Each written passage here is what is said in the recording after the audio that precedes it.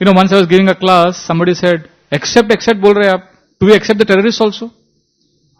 I said, I don't understand the principle that I'm saying. See, accept means, what Srila Prabhupada taught us. Srila Prabhupada was a very fearless preacher. You see this photograph of Srila Prabhupada, he's laughing with his devotees. He's encouraging them. He would always say, if you hate somebody because he hates you, then you are also sharing the same disease. Now you may say, does that mean we don't fight with the terrorists? No. We confront them, but we don't kill them because we hate them. We accept the principle of life and we do our duties. See, just like, it's like Ram's army and Ravan's army. There is a big difference. Ram's army, during Hanuman bought, the medical herbs, right? The pastime. When he bought Sanjeevani, and the fragrance of that woke up Ram and Lakshman, and the fragrance went everywhere, and all of Ram's soldiers also came back to life. But you would say, acha, fragrance se sab soldier aa gaye, but Ravana's soldiers did not wake up. Why? Because Ravana's soldiers are not there on the battlefield. Whoever died, Ravana would dump their soldiers into the sea. Because he didn't want the enemies to see the soldiers. Because he thought if they see the soldiers, my soldiers, they'll get more confidence. So his philosophy was use and throw. Ram's army's philosophy was to respect, to accept. In fact, even when Ravan died, Ram cremated him with full honors. But he fought him also. See, same thing Indian army did during the Kargil war. Pakistan wanted to say that we have won the war. So they did not release the number of soldiers dead. Indian army released. They were waiting for Indian army to release. As soon as Indian army released, so they had this sick idea, crazy idea, that if we show less number of soldiers killed, that means we have won the war. So they waited. When India released their numbers, they released their numbers as 200 soldiers less. But in Pakistan, the people are shouting, where are our men? They have gone to fight. They have not yet come back. Kam se kam dead body to do. And Indian army is saying, ye sab laash aapka leke jao. Because Pakistan lost at least 1,000 soldiers more than India. And Pakistan army is saying, ye hamara soldier nahi. Typical like Ravana's army. So then what Indian army did? Indian army flew the Muslim priests, Maulvis, from Delhi in helicopter to Kargil to perform the final rites with full honors for Pakistani soldiers.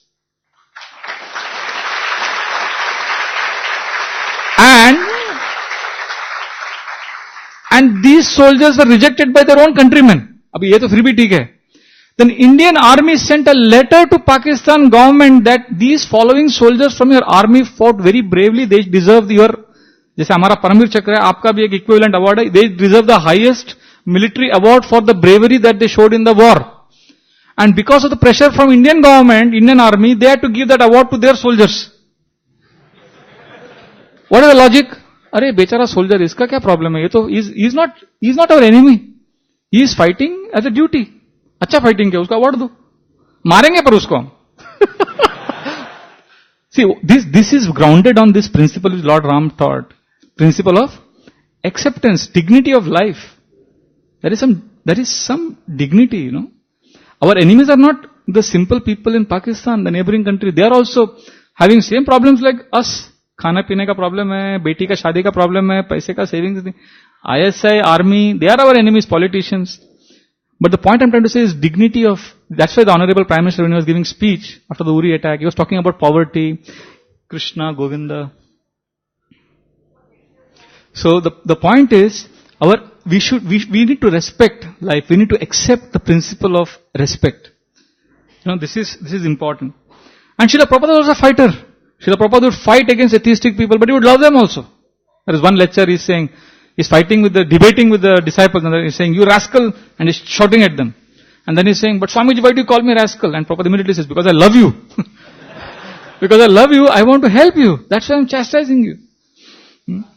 And Srila Prabhupada had amazing clarity. He knew this is International Society for Krishna Consciousness. So many people said in America, you should have International Society for God Consciousness. People don't know about Krishna, it's better to have secular word God. Prabhupada said, they don't know, I'll tell them who is God. He had clarity, complete clarity. And Srila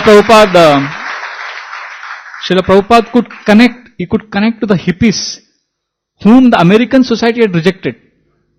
Srila Prabhupada could connect, and the hippies' philosophy was don't trust anyone above 30 years of age. And here was Srila Prabhupada was 70 years of age, and they had a big kirtan in an Avalon ballroom, discotheque. There they had a big kirtan program. Srila Prabhupada's kirtan program was arranged. 5,000 hippies were there dancing to rock music. Srila Prabhupada goes there to perform Hare Krishna Kirtan, and the organizers of that, Roger Hilliard and Von Meter, they were typical Americans who used strobe lights and all those hallucinating effects. And they met Prabhupada few days before to know how to organize the hall, and they were amazed. They explained in Prabhupada Lilamrut that we thought this is some old Swami from India, but he knew everything. We could connect to him. He was talking to us so normally. Srila Prabhupada could connect to hippies. He could connect to a lord in England who was 85, 90-year-old man, not at all a devotee, but Prabhupada just charmed his heart. Recently I was hearing that conversation. Srila Prabhupada had tremendous clarity of thought. He could connect to people, and he lived a life to contribute to others' welfare. Srila Prabhupada always said, I have come to America not to take, but to give.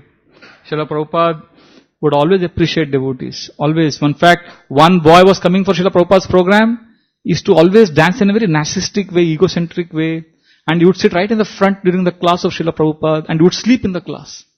And sometimes he would snore in the class, right in the front.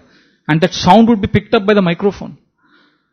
And after the class, Srila Prabhupada would say any questions, and he would raise his hand. And when Prabhupada would answer, and then he would say, no, he would shout. He was a very crazy fellow. And devotees were disgusted with him, but Prabhupada always appreciated.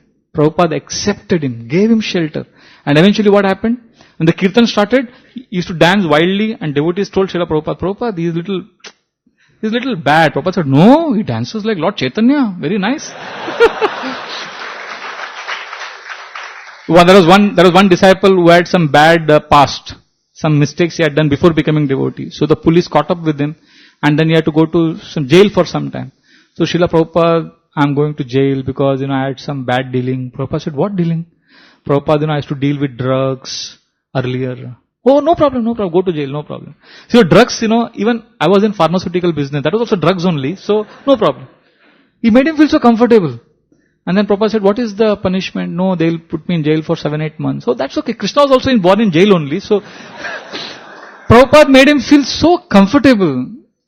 Gave him that confidence. And that's how he could transform the hearts of millions of people. Because his life was centered on these three sacred principles of clarity, connection and contribution.